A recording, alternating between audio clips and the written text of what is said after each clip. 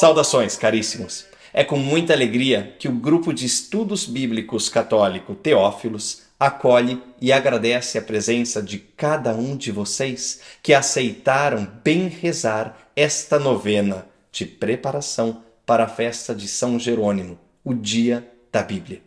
Iniciemos mais um dia em nome do Pai, do Filho e do Espírito Santo. Amém. Neste 8º dia, iniciemos a nossa novena meditando a frase: trabalha em algo para que o diabo te encontre sempre ocupado. Oremos. Deus, princípio e fim de todas as coisas, que vos revelastes aos homens através dos séculos pela Sagrada Escritura, e levastes o vosso servo, São Jerônimo, a dedicar a sua vida ao estudo e à meditação da vossa palavra, dai-me a graça de não cair nas tentações do inimigo pela palavra de Deus, revelada nas Escrituras. Fazei-nos, se for da santíssima vontade de Deus, a graça que vos peço nesta novena. Amém.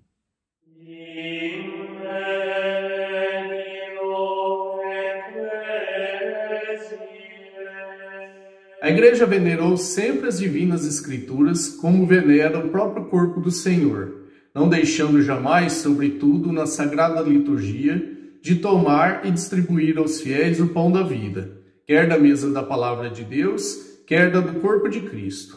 Sempre as considerou e continua a considerar, juntamente com a Sagrada Tradição, como regra suprema de sua fé, elas com efeito inspiradas como são por Deus e echaradas por escrito, de uma vez para sempre, continuam a dar-nos imutavelmente a palavra do próprio Deus e fazem ouvir a voz do Espírito Santo através das palavras dos profetas e dos apóstolos. É preciso, pois, que toda pregação eclesiástica, assim como a própria religião cristã, seja alimentada e regida pela Sagrada Escritura. Com efeito, nos livros sagrados, o Pai que está nos céus vem amorosamente ao encontro de seus filhos, a conversar com eles, e é tão grande a força e a virtude da palavra de Deus que se torna o apoio vigoroso da Igreja, solidez da fé para os filhos da Igreja, alimento da alma, fonte pura e perene da vida espiritual. Por isso se devem aplicar por excelência à Sagrada Escritura as palavras. A palavra de Deus é viva e eficaz, capaz de edificar e dar a herança a todos os santificados. É preciso que os fiéis tenham acesso patente à Sagrada Escritura. Por esta razão, a Igreja logo, desde seus começos, fez sua aquela tradução grega antiguíssima do Antigo Testamento, chamada dos Setentas. E sempre tem em grande apreço as outras traduções, quer orientais, quer latinas, sobretudo a chamada Vulgata. Mas, visto que a palavra de Deus deve estar sempre acessível a todos, a Igreja procura, com solicitude maternal, que se façam traduções aptas e fiéis nas várias línguas, sobretudo a partir dos textos originais dos livros sagrados. Se, porém, segundo a oportunidade e com a aprovação da autoridade da Igreja, essas traduções se fizerem em colaboração com os irmãos separados, poderão ser usadas por todos os cristãos. A esposa do Verbo encarnado, isto é, a Igreja, ensinada pelo Espírito Santo, esforça-se por conseguir uma inteligência cada vez mais profunda da Sagrada Escritura, para poder alimentar continuamente os seus filhos com os divinos ensinamentos. Por isso, foi fomentada também convenientemente o estudo dos Santos Padres, do Oriente e do Ocidente, bem como as sagradas liturgias. É preciso, porém, que as exegetas católicas e os demais estudiosos da Sagrada Teologia trabalhem em íntima colaboração de esforços para que, sob a inteligência do Sagrado Magistério, lançando mão de meios aptos, estudem e expliquem as divinas letras, de modo que o maior número possível de ministros da Palavra de Deus possa oferecer com fruto ao povo de Deus o alimento das Escrituras, que ilumine o espírito, robusteça as vontades e inflame os corações dos homens no amor de Deus. O Sagrado Concílio encoraja os filhos da Igreja que cultivam as ciências bíblicas para que continuem a realizar com todo o empenho, segundo o sentir da Igreja, a empresa felizmente começada, renovando constantemente as suas forças.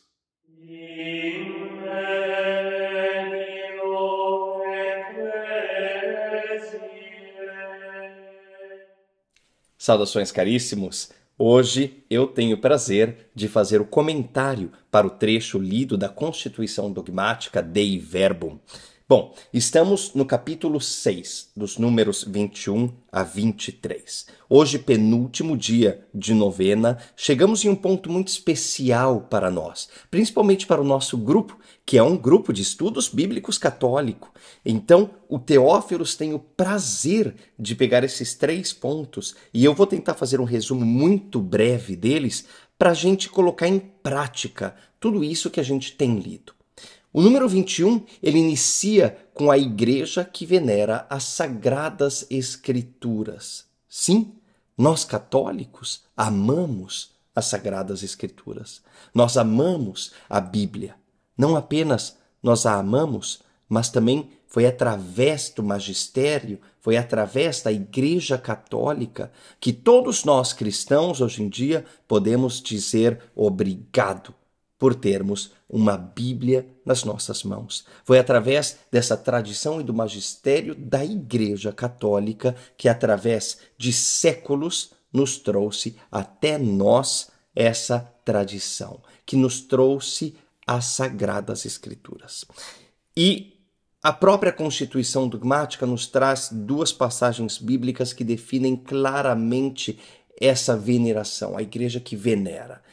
Quais são essas passagens? A primeira está na Epístola aos Hebreus, que destaca a palavra de Deus. Ela é viva e ela é eficaz. Estamos em Hebreus, capítulo 4, versículo 12. A palavra é viva, ou seja, não é um livro do passado, é um livro vivo.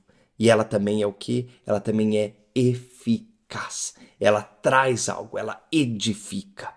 E a segunda passagem está nos Atos dos Apóstolos, no capítulo 20, no versículo 32, e que nos diz que a palavra de Deus, ela é capaz de edificar e dar herança a todos os santificados. Ou seja, estamos falando mais uma vez aqui da importância de conhecer, na importância de entender e de saber as Sagradas Escrituras. Nosso querido São Jerônimo, nosso patrono, nos diz claramente: ignorantia scripturae, ignorantia Christi est. Ignorar as Escrituras, ignorar a Bíblia, é ignorar, é desconhecer o próprio Cristo. O segundo ponto que nos chama a atenção hoje fala sobre as traduções das Sagradas Escrituras, um tema que a mim toca muito pessoalmente, que eu gosto muito, e gostaria de falar brevemente para vocês sobre esses tópicos. Primeiramente, talvez não são todos que saibam disso, porém, a Bíblia, ela é dividida, então, claramente, no Antigo e no Novo Testamento. E quais foram as línguas originais? Bom, nós começamos com o hebraico. Aqui eu tenho uma Bíblia interlinear, que ela está no hebraico, e o Antigo Testamento, ela nasce do hebraico. É lógico que o aramaico, que era a língua mãe do nosso Senhor Jesus, o aramaico, ele deriva também desse hebraico. Então, nosso Senhor Jesus também rezava os seus salmos, também lembrava das profecias, todas elas em hebraico. A importância de conhecermos.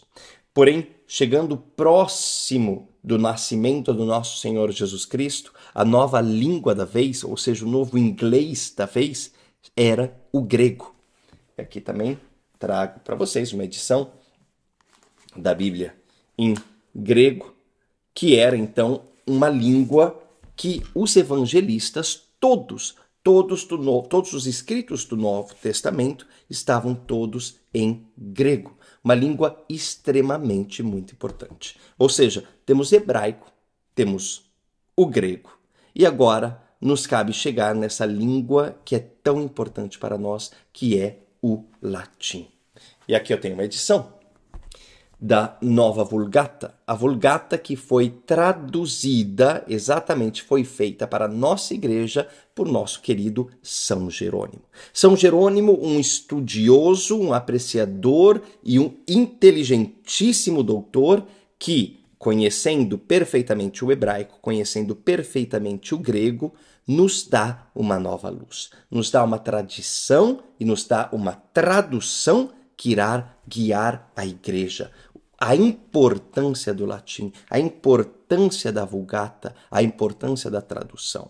Nós vimos através desses dias todos que se passaram a importância do magistério da igreja para o conhecimento da Bíblia, a importância do conhecimento da patrística dos padres da igreja para chegarmos ao entendimento da Bíblia.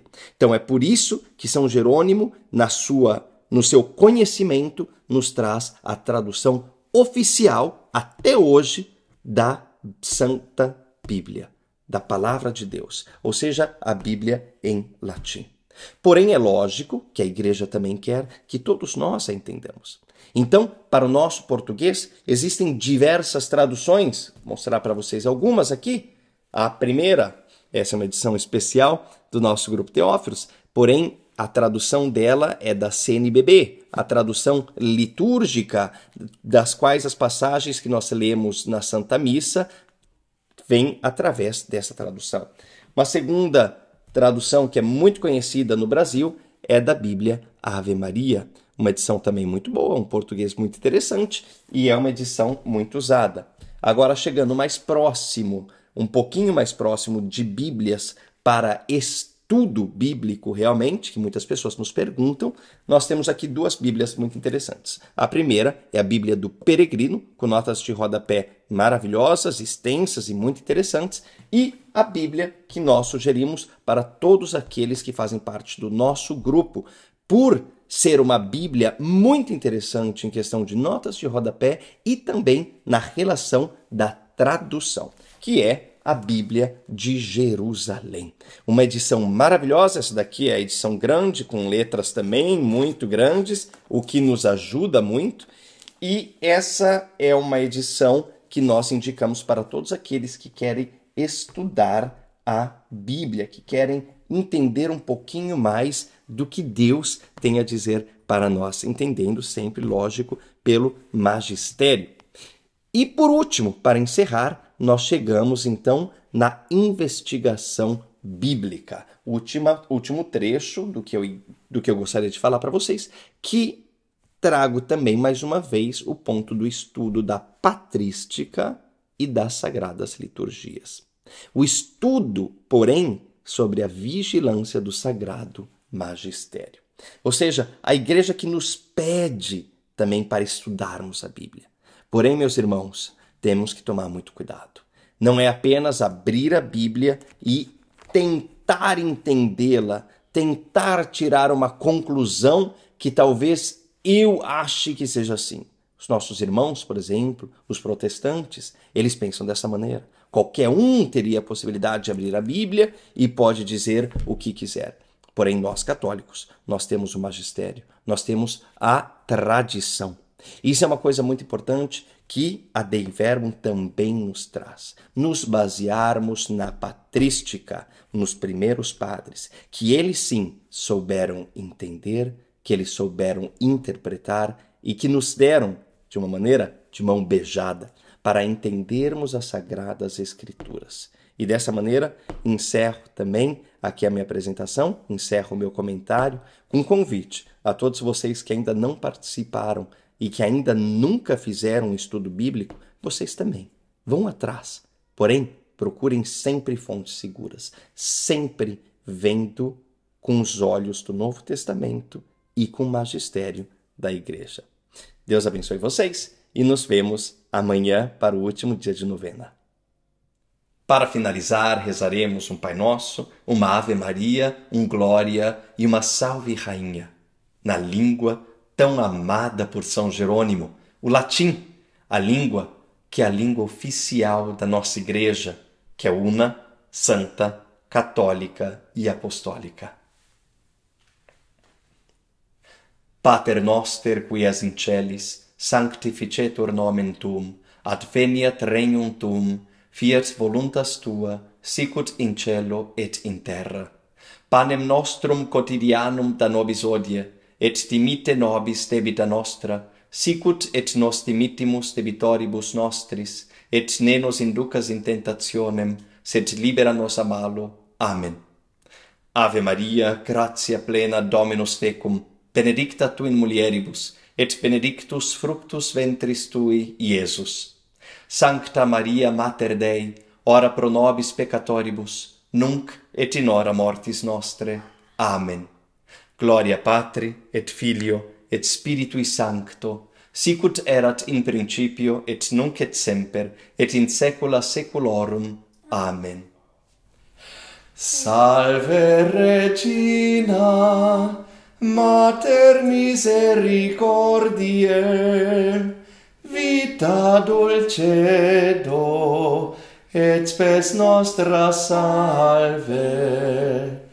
Ad te clamamus, exules filii Evem, ad te suspiramus, gementes et flentes, in ac lacrimarum valem. Ea ergo, advocata nostra, illos tuos misericordes oculos ad nos converte, et Iesum benedictum fructum ventris tui, nobis pos hoc exilium ostende.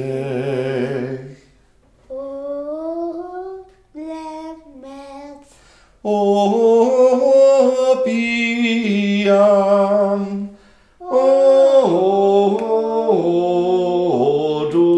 dulcis Virgo Maria, ora pro nobis sancta Dei genitrix, udini efficiamur promissionibus Christi. Amen. São Jerônimo, estudioso, tradutor, exegeta, profundo conhecedor e apaixonado divulgador da Sagrada Escritura, rogai por nós. Que por intercessão da bem-aventurada Virgem Maria e de São Jerônimo, venha sobre todos aqueles que estão participando desta novena e todos aqueles que começam a terceira turma da leitura e estudo bíblico com o Grupo Teófilos, a bênção de Deus Todo-Poderoso, Pai, Filho e Espírito Santo. Amém.